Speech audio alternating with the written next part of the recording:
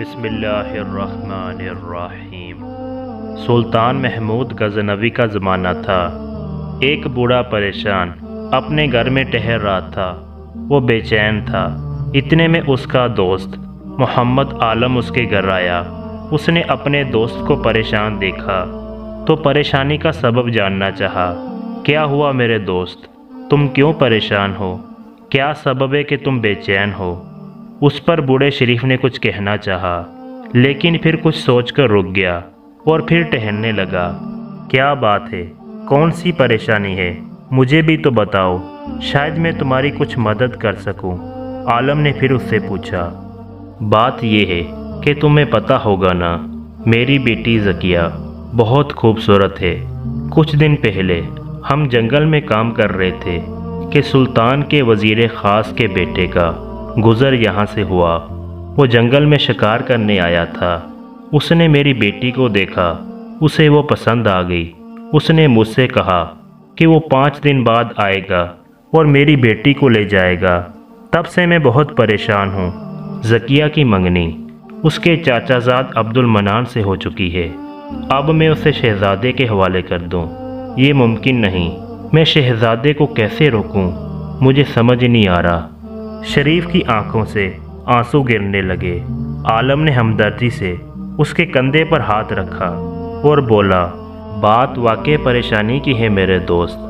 کیا تم سلطان کے پاس درخواست لے کر گئے ہو؟ نہیں، اگر لے کر جاؤں بھی تو کیا سلطان مجھ سے انصاف کرے گا؟ اور جب سامنے اس کے وزیر خاص کا بیٹا ہو، ممکن ہی نہیں۔ بوڑھے شریف نے مایوسی سے کہا۔ نہیں، تم مایوس نہ ہو شریف، سنا ہے سلطان بہت انصاف پسند ہے۔ اس نے کئی غریب اور مسکین لوگوں سے انصاف کیا ہے۔ تم ایک بار آزما کر تو دیکھو۔ سلطان کے دربار تک تم میرے واسطے سے بہت جلد پہنچ جاؤ گے، عالم نے کہا، اور شریف نے اس کی بات مان لی۔ عالم کی مہربانیوں سے وہ اگلی صبح وہ سلطان محمود غزنوی کے سامنے تھا۔ جب اس کی باری آئی تو اس نے کہنا شروع کیا، سلطان علی جان کی امان پاؤں تو عرض کروں۔ شریف نے کہا، ہماری ایک ہی بیٹی ہے، اس کی منگنی ہو چکی ہے۔